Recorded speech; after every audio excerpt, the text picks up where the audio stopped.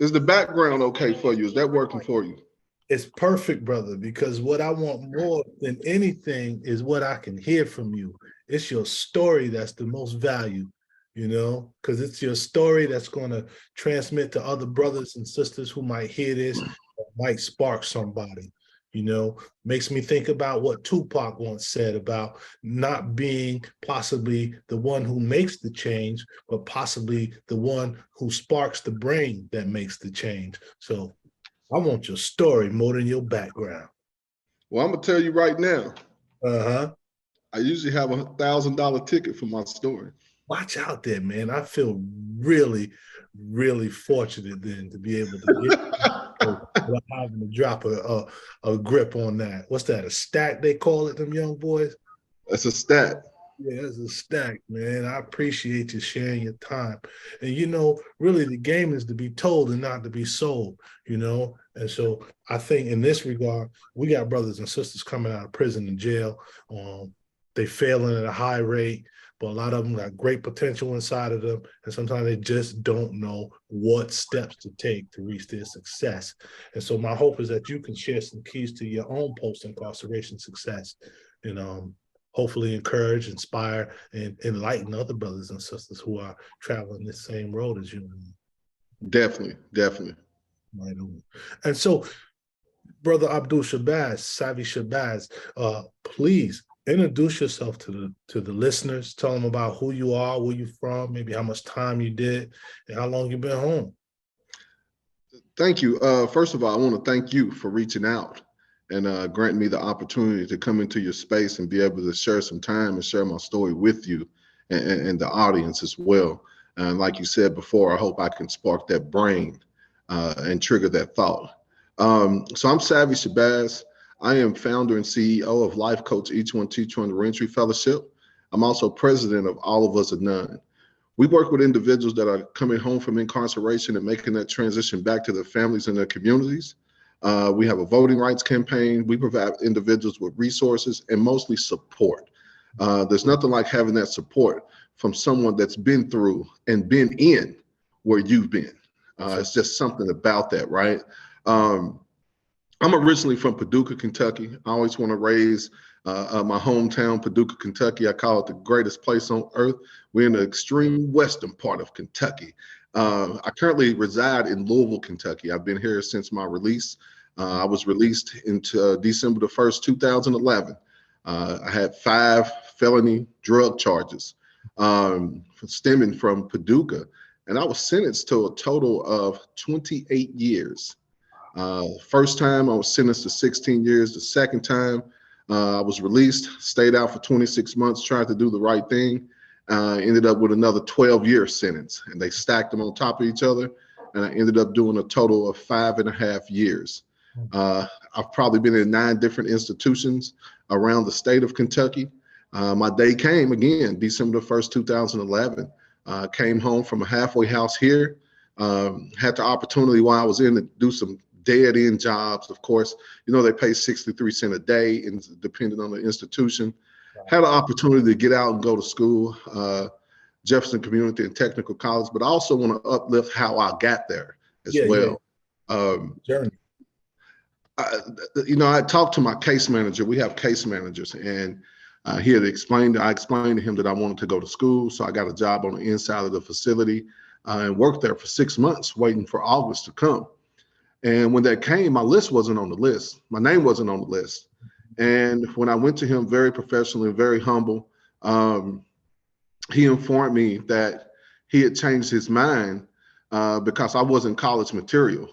And he felt as if me going to college would be a waste of time and money. And the University of Louisville and Jefferson Community and Technical College would eat me alive.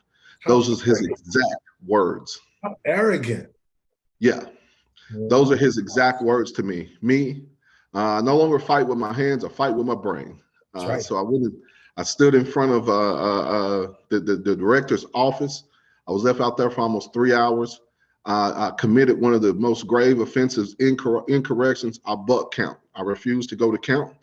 And I knew I could be sent back for that. But I told the lady, I told her, it's no disrespect to you, But if you do send me back, you're just going to send me back to somewhere I've already been. Yeah. So I'm not afraid of that. Yeah. And she said, what is this about? And I told her about my education. My name is not on that list. And she looked at me up and down and she said, you stand right here. I'll count you right here. Mm. She said, if you don't stand for something, you'll fall for anything. And she smiled. And she counted me there, and I'll continue to stay there for almost 3 hours waiting on the director to come out. He stuck his head out and looked at me one time. He came back 45 minutes later and said that I want to talk to him. I said, yes, sir. He went back in. He came back out and said he's eating lunch and came back out 45 minutes after that. He thought I was going down. I wasn't going down. My knees and feet were so sore by that time, but I wasn't going down. Yeah, man. He called me back to his office and asked me what was the problem. And I told him, same thing I just told you. And he looked in his computer at my file. And he said, well, your case manager has it in here that you can't go to college because the highest grade you completed is 11th grade. Lucky me, I got a great sister, Melissa Williams. Love her. Love you, sis. Yeah. And she had sent me copies of my high school diploma. Uh-huh. And she also sent me copies of my transcript from where I went to a technical school as well. And I presented those in front of him. And I said, well, if that's the highest grade I completed, how did I get a high school diploma? And I handed it to him. Yeah. So now we got a problem. It's not me. It's your case manager. That's right. So he switched my name. He took it and made copies and put a new list out. And he said, I'm going to give you a chance. I went out there to the community college and I performed. Dean's List every semester. I never knew what it was like to get. I was excited in high school just to make a 2.4. Right. You give me a 2.0, I can play sports, so I'm good. Yeah. I didn't know what it was like to get a 3.8, 3.5, 4.0. It's a different feeling, ain't it? Yeah, I worked for it, you know. So I went out there, performed, and I won some awards. I won the Outstanding Achievement Award through Humanities Award, which is the highest award that you can win on that campus. And I also earned a certification in African American Studies. So that was when I had a change, studying about myself. I got to study about psychology. I got to study about sociology. And I fell in love with those three subjects, you know. Yeah, and I went on and I left from there. And I didn't know exactly what I wanted to do, but I transferred to U of L and I studied Pan-African Studies. Mm-hmm. And I'm struggling job to job, living off of financial aid and residuals, just trying to make ends meet, man. I came home to a transition house. When I tell you, it came with mice, it came with roaches. There was another guy that was doing some other illegal stuff that stayed there. It was 3 of us, and we had to share the bathroom and kitchen. It was mold all in the bathroom. Looked like The Exorcist, man, and no hot water was in there at all. Goodness. Inhumane conditions. Inhumane conditions, and he completely took advantage of us because he knew the situation that we were in. Mm-hmm. So we got through that, man, and I ended up moving out of there, going to U of L now. Network, I'll say that about the big ups to the PAS program and Dr. Ricky Jones. That is not a department, that is a family. When you sign up for Pan-African Studies at U of L, you have entered a family. Met a lot of friends, built a lot of relationships, still working dead-end jobs for nothing, but I needed it because I had to make ends meet too, right? And I got this thing waving over my head called a probation and parole fee too that I got to drop every month, right? And I honestly didn't have it. I didn't have the $40, $50 that they charge. I didn't have it to give. But I made it through that. And I remember asking my parole officer after 18 and 24 months, because she placed me on inactive, and she always said no. And I'm like, no, I'm doing everything I'm supposed to do. She said no to what? To her filing the paperwork for me to go on inactive parole. Got you. And I'm doing everything I'm supposed to be doing. I was so confused. But she was real big on work. And she was like, well, you still haven't got a job. I said, well, it says right here, I can be a full-time student or I can have a full-time job. I'm a full-time student. Mm-hmm. And not many men, I'm assuming, become full-time students coming out of the penitentiary. Not at all. Right, so she didn't validate that, it sounds like, initially. She didn't. And she didn't respect it either, you know, because with degrees, now the position I'm in, I can apply for your position too. Right, that's right. You know, so we got through that. And what I ended up doing was filing, contacting classification and contacting the Department of Correction. And I ended up filing for to go on inactive on my own without her approval. I went over her head. You one of them smart Negroes. Yeah, that's what happens when you lock us up and you give us books. That's right, sir. You give us time to think. That's right. All the genius comes out. Yeah. So and it had been awoken, and I knew it, you know, and people were starting to tell me the greatness, you know, and came back about 4 months later. She said, you know, we need to talk, you know, and I'm like, for what? Like, I don't report to next month, you know. She's like, well, we got some paperwork back for you to sign from the Department of Corrections. I don't know what's going on. She said, but they just moved you to inactive and they waived all of your fees that you owe, and you're $740 behind. Okay. I come in, I signed them, and I walked out. Yeah. And that was 2013. And I haven't been on probation or parole since. Right. Glorious story. So that was a hurdle that was removed. Got an opportunity. I was working a deadbeat job, man. It was about $8 an hour. When I tell you it was some hard labor, man, we probably should have been getting paid $20, $25 an hour for the type of labor we were doing, man. I mean, jumping from job to job. Yeah, you know, but I had to do what I had to do.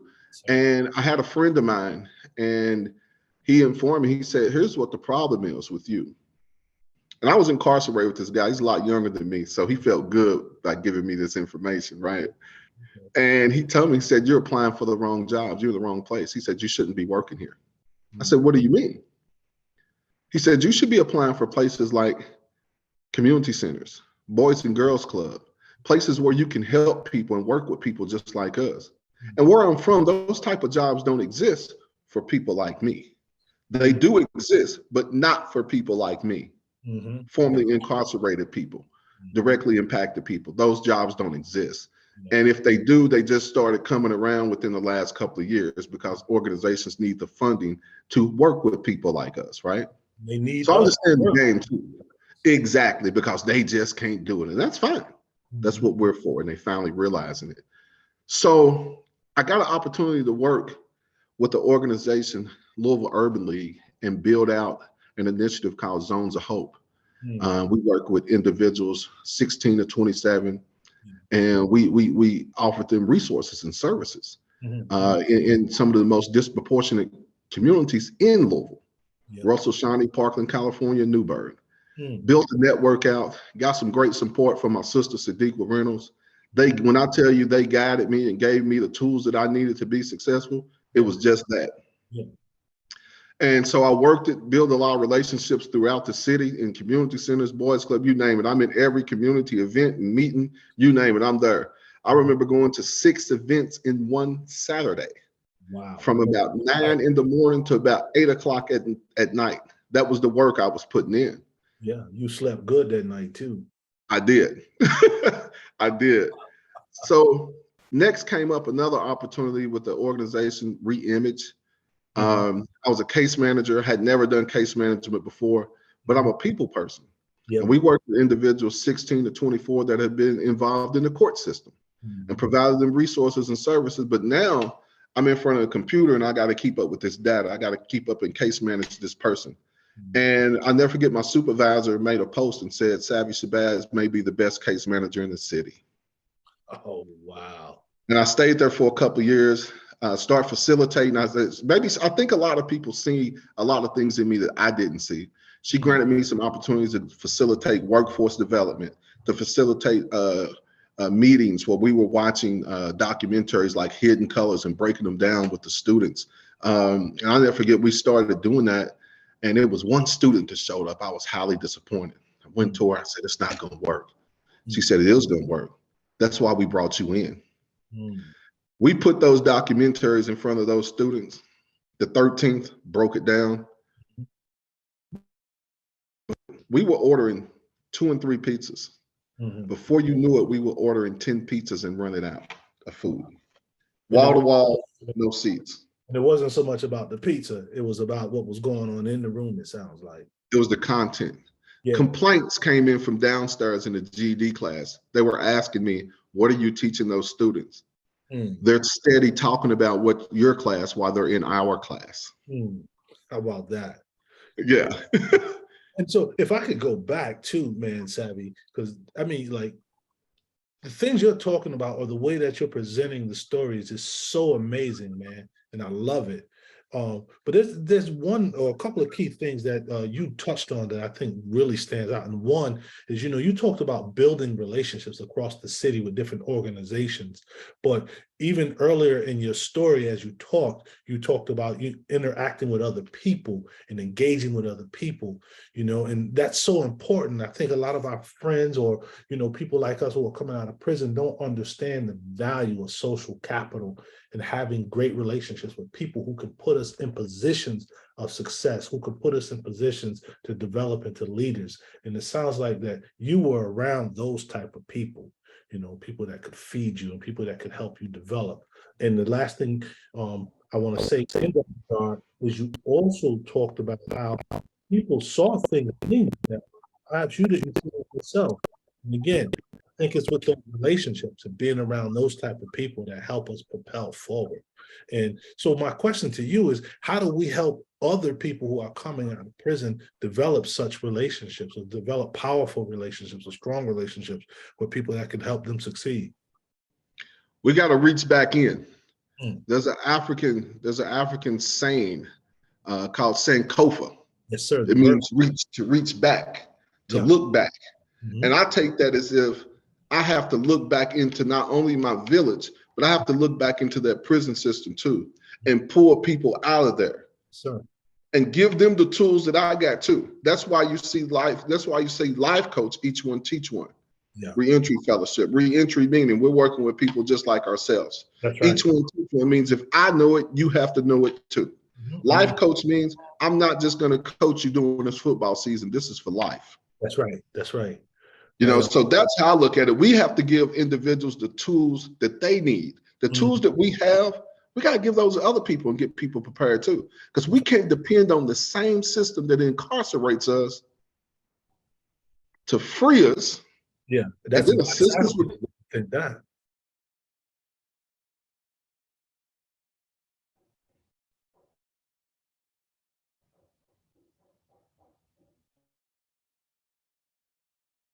That's the main thing with me. You have to be able to reach back and give people the tools that they need to be successful. It's just something about us being able to reach back to our own people. Yeah, I sure enough agree with you there, man. And I think wanting to reach back to our own people has a lot to do with love of oneself and love of one's people. And when I talk about one's people, I'm not just talking about people that look like us, but I'm talking about people who've been through this system of hell. What they call corrections, but we know ain't no corrections. It's just destruction, Exactly. Awesome. So we, so I got through that and built it out, with Reimage, got some case management skills, but I also got introduced to a national network. All of Us Are Done. I'd have never thought that there's a group of individuals across the nation that are putting in work to change laws and fight the system that locked us up. And so I went to a couple of meetings. I got introduced to another national organization, FICPFM, Formerly Incarcerated Convicted People and Families Movement. Here's another network across the nation of people fighting the justice system. I'm like, we can actually fight back? Yes, sir. And win? And you mean to tell me you've been incarcerated just like me? It was unbelievable. Yep. When I started with All of Us Are Done, there were 6 chapters across the nation. I think we're up to 29 now. Wow. So they're expanding. So I started going to those meetings. I started going to just all the meetings I can. I ran into an opportunity to be a part of another national organization, Be Me, Black Men Engaged. They came to Louisville. They recognized 11 individuals that was doing a lot of work in the community. They gave us some funding to keep our organization afloat or get our ideas started. And they also granted us a day. June 7th is Saavy Shabazz Day here in Louisville, Kentucky. How about being able to be a part of the JCPS alternative task force, that's the school system. Well, I'm working with alternative schools, being on the mayor's Resilient team, and just being recognized throughout the city, I'm just like, doors are opening, right? Yeah. Got an opportunity to go to the college that I graduated from and work with another organization that worked with specifically individuals that were in some of the disproportionate neighborhoods in Louisville, Kentucky. And I'll never forget, one of the highlights of that was going in, the GPA overall for the students we were working with, I think was 2.3. All right. When we got done, it was 3.0. And they outperformed the entire GPA of the entire campus. And say it again. What was the final GPA? 3.0. Oh, yeah. Overall. They kicked ass. And they outperformed the entire campus overall GPA. That group of students that people always tell you can't. Yeah, all students need is support, man. That's all they need is support. Got an opportunity to work for violence prevention organization, Pivot to Peace. We work with individuals that have been victims of gunshot wounds, stab wounds, and gave them resources as well. So I definitely want to lift up Miss Deborah in that organization, because she's still very supportive of everything I do to this day. Went on to the Bell Project, left from the Bell Project, went to CEO, Center for Employment Opportunities. Yeah. That's where it pretty much ended. Because I still got life coach in the back of my mind, and I would come home. I'd give you my 8 hours, but I come home, take a break about 5, get back to work on building life coach out about 6, and I'm dedicated to life coach on the weekends. Nice. I have to make a decision, because at some point, people started believing in the work I was doing with life coach, Each One Teach One, enough to where they trusted me with funding, but they also believed in my work too. So I had to have a talk with myself, and I was like, either you're going to keep building out everyone else's organizations and neglect your own, or you're going to take a chance, a leap, and you're going to find out what life coach can really do. And I've been on my own since January the 4th of last year. Life coach was actually built inside my prison cell at Green River, 1200 River Road, dorm 5, bed 186. That's where that idea and that background came from. And I actually found the original that was written on the yellow tablet with the small flexible ink pen. So we've been solely focused on that. We got a voting rights campaign due to the executive order that was signed by Governor Beshear and restored over 200,000 people's the right back to vote in Kentucky. We're going to find those people. Those are our people. And we're going to get those people. Saavy, because I mean, you're going on and on and on about your success. What gave you the audacity to think that you, dude with 5 charges, drug charges, time in the penitentiary, back and forth for quite some time, what gave you the audacity to think you could do all of this? I'm going to tell you what gave you the audacity. What gave me the audacity?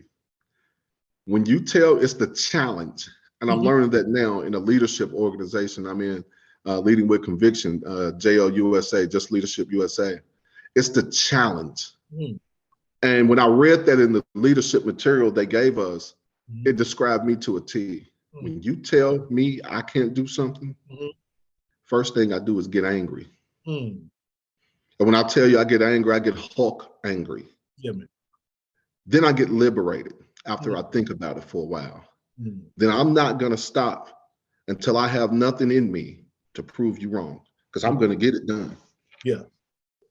So it takes that challenge. That's what gave me the audacity. You gave me those 5 charges, and at that time, April the 8th of 2009, that charge was supposed to be the end of me. You told me I couldn't. You found a way. You made a way. That's amazing, brother. That's amazing. Your life story is amazing. And I hope the people that hear this segment will be inspired by it and will follow up with some of these organizations that you've talked about as well. Are you still there, or are we having some connection difficulties?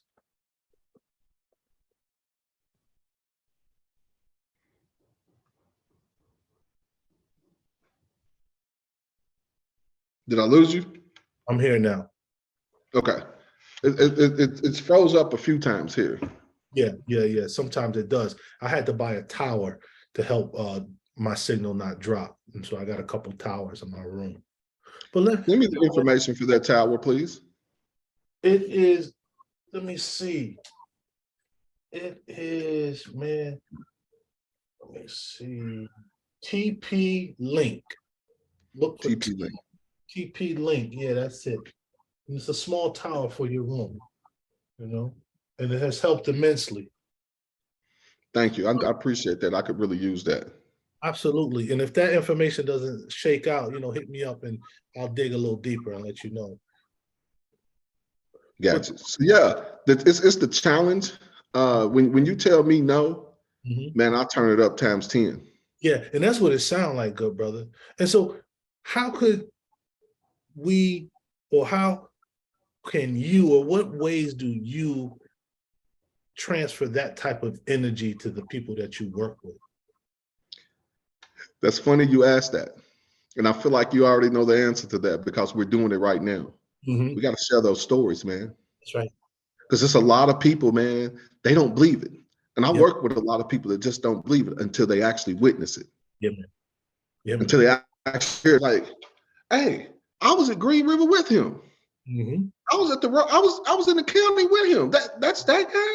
Yeah. Let me call him and see how I can assist or how I can get down too. Yeah. Well, I know him from the block. Exactly. Yeah. Well, Exactly. and it's those of us with our stories who are going to help encourage and inspire people like us. It's through our stories. And I think truly the shortest distance between any of us is through our stories, because there's so many things that we can relate to. Even if we can't relate to the details of each other's stories, I think what every person can identify with is the emotional content of a story. How I felt, be it afraid, confident, or whatever. Everyone goes through these emotions. And so I think that's what helps our stories stick, with each I other. totally agree. Yeah. I totally agree.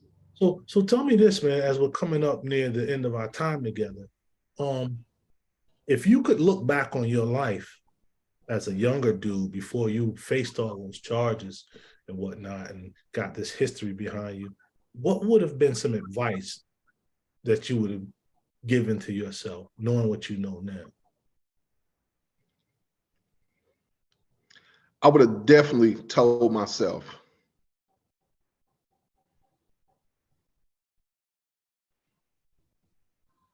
a lot. I just reflected right there, just with that a couple of seconds. Yeah. I'd have told myself a lot. I would have definitely told myself to stay the course. Stay the course. And I'm learning that more and more, to just stay the course and things to happen.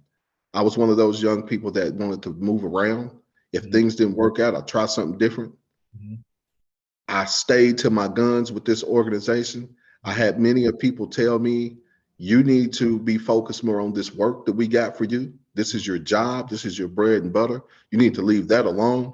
And I stayed the course, and here we are. So I would tell myself, stay the course, young man. And so as a younger man, like, what kind of course were you on before you found yourself involved with drugs and going in and out of jail and prison? It was kind of a mixture of both, because I grew up in the largest projects in Paducah, Kentucky. So I was a sports fanatic. My family full of athletes. Everybody wanted to play sports growing up, and that was my outlet. That's what I was taught. This is your outlet. You're going to make it. What happens when you find out you don't? And I've already grown up in this environment where I'm seeing and hearing a lot of things that a child is not supposed to hear. Of course, my mom, Karen Williams, the best mom in the world. She didn't want. She tried her best to keep me out of that, But my ears were still open and my eyes were still open too. So you're gonna see it, you're gonna hear it. Exactly. And it's going to impact how you believe and think about yourself and ultimately behave. Exactly. Yeah, we have to protect the children. Yeah, she did her best, man. But like I said, those eyes kept looking and those ears kept listening. Yeah, same with me, man. My mom did her best, but yeah, I was just exposed to things she couldn't keep me from. And I ended up making a whole lot of bad decisions, but here we are today, both of us on the other side, impacting lives. Or as I heard Sean Kemp say the other day on a podcast for children who are athletes, he said young ballers are they're so caught up with scoring buckets, getting their statistics. He said those are all fine and dandy, but in reality, they should be focusing on impacting the game. Mm-hmm. So whatever that is, not necessarily scoring, but impacting the game. And so I think about my life, I think about your life and people like us, we are impacting the game, because what we do is not very lucrative, but it's saving lives, it's changing trajectories. We are impacting the game. And so I celebrate you, brother. I lift you up and I salute you for the work that you're doing. Thank you. I salute you as well, my brother. Salute.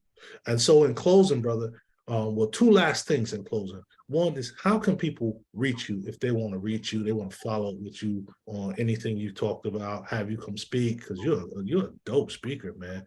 I appreciate that. How can people follow up with you?